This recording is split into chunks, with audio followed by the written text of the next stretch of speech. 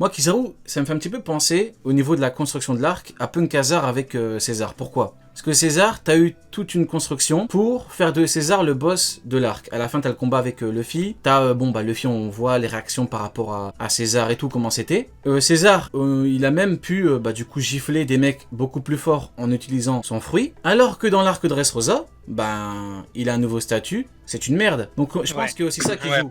Il y a les statuts des personnages dans les arcs. Je pense que ça joue également. Voilà pourquoi Kizaru, Luffy, il arrive pas, il peut pas lui mettre un coup de tête, il va le fumer directement. Ça dépend. Chaque situation est différente. C'est pas. T'as dit quoi ? Très bel exemple avec César Clown. Ben oui.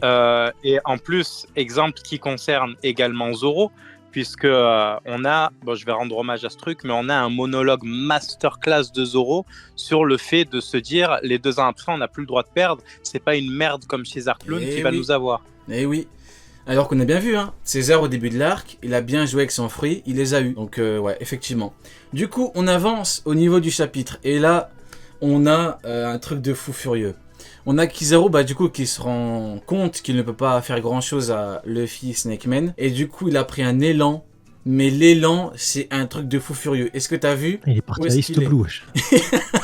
Il a pris un élan de malade et il dit quoi ? Accélérer, c'est gagner en puissance. Donc là, on a vraiment Kizaru. D'ailleurs, je pense qu'il a utilisé le dôme, vu que c'est un dôme de lumière. Ça peut, entre guillemets, l'aider pour pour partir plus rapidement, pour revenir plus rapidement, parce que c'est un dôme de lumière, c'est un petit peu comme s'il était concrètement dans son élément. D'ailleurs, on parlera du dôme après, parce qu'on m'a chié dessus quand j'ai dit le dôme va avantager Kizaru. On m'a dit non, n'importe quoi, va rien avantager du tout. Au final, t'as quoi ? T'as le fille qui dit quoi ? Ouais, c'est le dôme qui m'a fait des dégâts. Ah oui. Je vous retiens, vous. Oui. Je vous retiens. Mais du coup, sa phrase est incroyable aussi. Juste avant de... Quelle phrase ? La phrase de Kizaru, quand il dit accélérer, machin. C'est la même phrase que il sort sur Shabanji, quand il dit la vitesse, c'est le poids. En fait, c'est sa philosophie de combat qui est comme ça de base. Il pense réellement que plus t'es rapide, plus t'es puissant. C'est ce qui va lui causer des défauts sur l'affrontement. Et donc tu le dis, voilà pourquoi il a dit je reconnais l'homme qui a battu Kaido. Peut-être que pour lui, c'est le mec le plus fort du monde. Il se dit je suis le plus rapide, je suis le plus fort. Il y a un monde où dans sa tête, c'est le boss final du manga, ce fou. Et je dis ça sans troll. Parce que, en partant du principe que pour lui, la vitesse, l'accélération, c'est c'est la puissance. Il dit accélérer, c'est gagner en puissance. En partant du principe que, de par son fruit, il peut beaucoup accélérer. Du coup, dans sa tête, il est trop fort. Pour un bloquable, je suis d'accord. Techniquement, il a pas tort. Mais on n'est pas dans le monde réel, on est dans One Piece. Donc c'est totalement différent. C'est un vrai bail de combat. C'est pas un bail de science à ce moment-là, tu vois. Là, on est dans un bail où son adversaire, c'est un cartoon. Tu vois ce que je veux dire ? Il n'y a pas de comparaison possible avec l'accélération dans notre univers, tu vois. Ok, c'est pas la même chose. Sonny, quel est ton avis là-dessus ? Du coup, t'as Kizaru qui va jusqu'à East Blue pour charger une attaque. C'est une dinguerie, il est parti loin. La traduction officielle, elle permet d'avoir une information qui confirme ce que je disais en fait. Et je me suis fait chier dessus pour ça aussi, mais on a l'habitude. Tu vois, quand... tu sais, je sais pas ce qu'ils mangent ces gens-là, mais faites attention à ce que vous mangez. Ils font caca souvent. Ils se chient dessus en permanence ces gens-là, c'est extraordinaire. Vas-y, ouais. Mais tu vois, je disais que Kizaru, il n'arrivait pas à gérer le Snake Man, parce que là, il paraît qu'il a dominé le Snake Man. Moi, la seule fois où j'ai vu un mec vraiment dominer le Snake Man, c'était Katakuri. Il a dansé parmi les attaques pour mettre un coup de genou à Luffy, il l'a fait danser derrière. Mais là, pour moi, il n'arrive pas à le gérer. Il part plus loin et il dit une phrase super importante. Et merci trad officiel, il dit accélérer, et c'est le mot juste après, c'est gagner en puissance. C'est comme s'il n'avait pas la puissance nécessaire et il avait besoin de gagner de la puissance, tu vois, face à Luffy. Et ça, c'est important, tu vois. Il dit accélérer, c'est gagner en puissance. C'est comme s'il lui en manquait de la puissance et il fallait qu'il trouve une solution pour en gagner, en fait, tout simplement. Et pour pouvoir contrer ce Snake Man. Et il arrive à pleine balle avec la lumière à toute patate. Et il arrive, du coup, à toucher Luffy à ce moment-là. Par contre, il y a un truc que je trouve intéressant, c'est qu'en fait, il dit, Sanji dit un truc quasiment pareil. Quand il parle de vitesse, d'accélérer vis-à-vis de la puissance. Et on a toujours dit que cette confrontation, ce serait quand même magnifique. Au niveau des... Ouais. T'as Sanji qui frappe hyper fort, t'as lui qui est bon en défense. Rapide.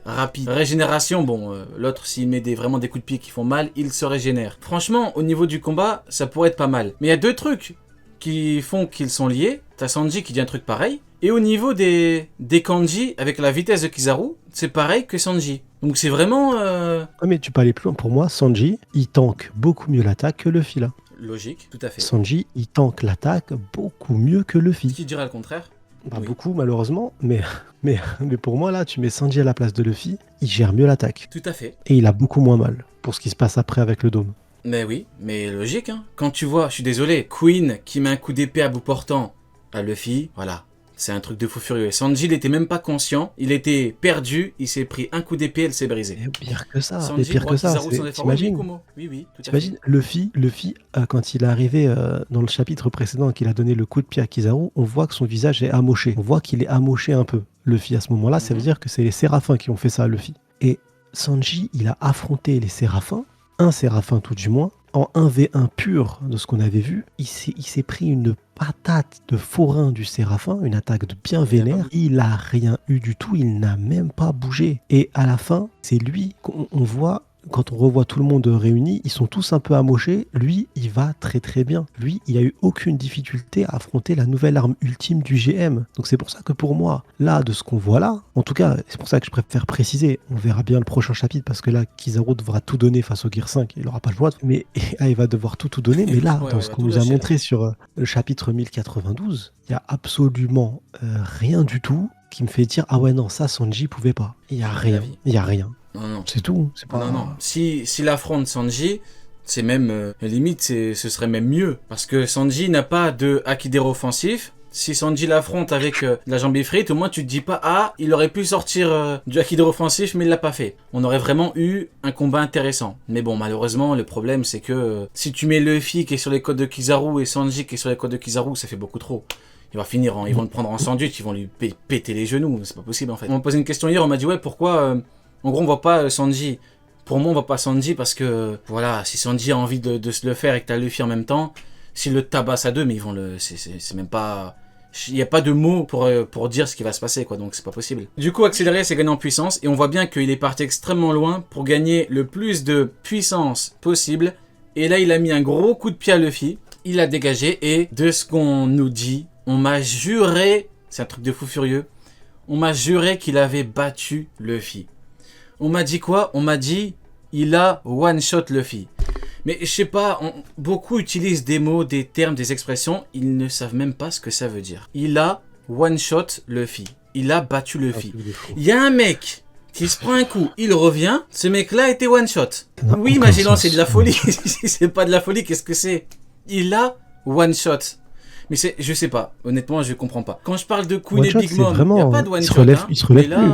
One-shot, c'est il ne se relève plus. Et one-shot, c'est pas il se relève plus après 15 coups. C'est One Punch Man. Un one-shot, c'est la définition même du manga One Punch Man. Un coup et c'est terminé. Il n'y a pas de tminique, il n'y a pas de combat avant, d'esquive, de tentative, de je sais pas quoi. Jinbei Uzu. Un coup et c'est terminé. Ouais, Jinbei Uzu. Il n'y a aucun monde où il a vaincu Luffy. Il n'y a aucun monde. Et si le dôme n'était pas là, Luffy serait juste revenu le terminer sur place tout de suite après. Tout à fait. Il n'y a rien du tout. Ça voudrait dire, si jamais on part du principe que là, Kizaru a one-shot Luffy, alors Kaido a one-shot Luffy Gear 5. Parce que Kaido, quand il fait son attaque à un moment pour se venger, il en a marre et il crame Luffy Gear 5. Luffy, il s'envole tellement loin qu'il a quitté l'île d'Onigashima qui est immense. Immense. Et il est obligé de repartir sur un truc à la bip bip pour revenir sur l'île, pour Stap. Sur le toit de l'île pour Stap. C'est vrai. Donc il l'a envoyé archi loin, parce qu'Onigashima, c'est immense. Donc du coup, comme il l'a envoyé loin, ça veut dire qu'il a été one-shot ou... ça... En fait, c'est clair, c'est juste l'objectif, c'était pour eux. Ils sont tellement fiers de rien, là, il s'est rien passé, qu'il faut maxer chaque événement. C'est clairement le ressenti que j'ai, c'est qu'il faut maxer chaque événement, chaque move de Kizaru doivent être incroyables. Si Kizaru éternue, ça sera le plus beau éternuement qu'on a jamais vu. L'éternuement le plus fort du monde. Ah ouais, si Kizaru il se gratte de Huck, ce sera le plus beau grattage de Huck de l'histoire. C'est énorme, il y a moyen de le maxer de fou. Ils vont te dire Akidero. Ils vont te dire, vous voyez le kanji là, vous voyez les éclairs quand il a éternué.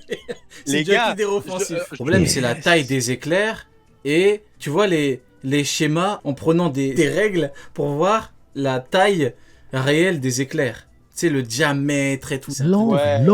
Ça a calculé l'angle, frérot. Faut trop que je montre ça. Un rapporteur, ça a calculé l'angle. Non, c'est... Et en fait, dire qu'il est one-shot, c'est comme dire, je te jure, c'est comme dire que Luffy, avant de vaincre Doflamingo, quand il est passé en Gear 4, il avait one-shot Doflamingo. Parce qu'il l'a envoyé au Bangladesh. Ça n'a aucun Ah, rapport. c'est grave.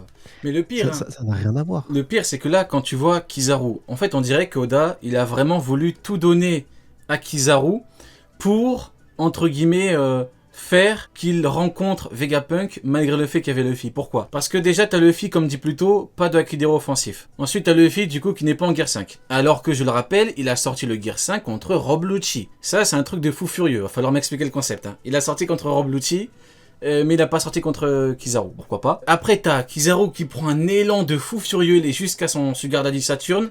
Hop, il nous précise bien, accélérer, c'est gagner en puissance. Et en plus, il éblouit Luffy. Vous vous rendez compte de tous les éléments qui ont fait que Kizaru a pu donner le coup de pied? Rendez-vous compte, je viens de citer 4 éléments qui ont, entre guillemets, favorisé le coup de pied de Kizaru. C'est un truc de fou furieux. Vraiment, à chaque case, l'auteur te montre que Kizaru, il a fallu ça, pour qu'il puisse mettre un coup de pied à Luffy. Et le pire, c'est que c'est un coup de pied, à la limite, tu me dis, le coup de pied, il a fumé Luffy, il lui a fait mal. Parce que, comme je l'ai dit hier, ça fait mal à beaucoup. Oui, mais on a un exemple concret dans l'œuvre, les choses sont bien faites. On a un commandant qui a fait l'équivalent de ce qu'a fait Kizaru contre Big Mom. Queen a pris de la hauteur, Kizaru a pris de la distance. Kizaru a pris de la distance pour accélérer, Queen a pris de la hauteur pour mieux tomber sur Big Mom. Big Mom, inerte, elle a fait dodo. Lui, il fait quoi?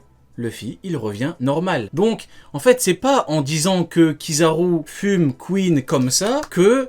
C'est pas en répétant ce mensonge, qui le one-shot, qui le no-diff ou que sais-je, que ça devienne réalité. Queen a fait ce que Kizaru... C'est malheureux, hein. Queen a fait ce que Kizaru ne fera jamais, parce qu'il ne peut pas le faire. Même s'il va à côté de Mars, et qu'il saute sur Big Mom, il lui fait pas ce que Queen lui a fait. C'est triste, hein, mais c'est comme ça. J'ai un vrai big problème avec le niveau de Kizaru, c'est que actuellement il y a un combat Kizaru-Luffy, et l'adversaire qui a fait le plus de dégâts à Luffy aujourd'hui, c'est un Dom. Oui. Pendant le combat Kizaru-Luffy. Oui. C'est un Dom, c'est un objet. Tout à fait. Je sais pas si vous vous rendez compte, les gars. Et quand j'ai un objet, vous allez me dire, oui, le katana, vos mères. Je parle pas de ça. Je parle vraiment, là, on a un objet. Parce que... T'as eu un saut d'humeur, là. Il a eu un saut d'humeur, là. Ouais. Ouais, non, là, je parle d'un objet, tu appuies on-off. C'est pas un objet de combat, genre une arme. Tu appuies on-off et le truc, il marche, tu vois. Et c'est ça qui a fait le plus de dégâts à Luffy sur un combat entre Luffy et un amiral. Retenez bien ça, s'il vous plaît. Mettez-le dans tous vos débats. Non, mais là, je le mets dans tous vos débats. C'est bon. Neil, le pire dans cette histoire, c'est que le mec a chargé sa technique. Il dit bien, en fait, Oda, il te met une bulle en plein milieu de la case. Hein. Accélérer, c'est gagner en puissance. Le mec, la prochaine étape, il est sur la Lune. Hein. Là, il est parti extrêmement loin. Donc, il a vraiment forcé l'accélération. Hein. Là, il est vraiment parti... il a accéléré de fou. Il lui fait quasiment rien. C'est une blague. C'est ça, Kizaru. Et le pire, vas-y, Sonny, vas-y, ouais. Comparatif intéressant avec Queen qui avait besoin de gagner en puissance. Du coup, quoi qu'il arrive, quand il est monté tout en haut pour le croc de crâne, face à Big Mom, c'est parce qu'il avait besoin de puissance. Et là, on emploie le terme gagner. Ça veut dire que si tu veux gagner en quelque chose, c'est qu'il te manque ce quelque chose. C'est que Kizaru, à ce moment-là, quand il était en face de Luffy, avec sa soi-disant domination du Snake Man, il était incapable de mettre un gros coup de pied dans le crâne à Luffy et de l'envoyer chier. Il était incapable de le faire, donc il est parti loin pour gagner en puissance. Et ça je l'avais dit quand je l'avais réact, mais ça va pas rien à voir, c'est une attaque comme beaucoup, comme c'est de la lumière, c'est normal. C'est pas vrai. Ah, et c'est pas vrai pourquoi? Ashabaudi, quand il affronte Rayleigh Vieux, il fait pas ça. Il fait pas ça alors qu'il doit le faire. C'est extrêmement important. Luffy a mis une patate à son maître, le Tenryubito. Et t'imagines, c'est comme si tu avais un chien dressé qui voit son maître se faire tabasser. C'est ce qui s'est passé avec Kizaru. Il a vu son maître prendre une grosse patate. Donc Luffy, c'était un objectif extrêmement important. Donc quoi qu'il arrive, il a tout essayé pour essayer de stopper Luffy avant qu'il soit TP par Kuma. Il a tout fait. Mais il était bloqué par Rayleigh Vieux. Il était complètement bloqué. Donc si jamais ça, c'était juste une technique de combat habituelle de Kizaru, il l'aurait utilisé. Il l'aurait fait. Mais là, on parle plus de Rayleigh Vieux, là on parle d'un personnage plus fort encore que Rayleigh Vieux, on parle de Luffy. Luffy post-Kaido, dans le même chapitre où lui-même, l'intéressé, nous dit « Tu es plus fort que Kaido ». Je reconnais l'homme qui a vaincu Kaido. Il reconnaît le mec plus fort que Kaido. Donc à part si on me dit que Kizaru est plus fort que Kaido et que je me suis trompé sur Kizaru, et qu'en fait, c'est l'être suprême. Donc, Kaido, c'était la créature la plus forte du monde. Lui, c'est la lampe la plus forte du monde. Retour de Xebec. Ouais, c'est du LED. C'est du OLED, le mec, le boug. ça n'a pas de sens. Donc en fait, si tu veux, rien que le fait d'aller aussi loin pour gagner en puissance, c'est un aveu de faiblesse. Ouais. À l'instant T en tout cas. Tout à fait. Et ce que tu me dis, ça me fait penser à quelque chose.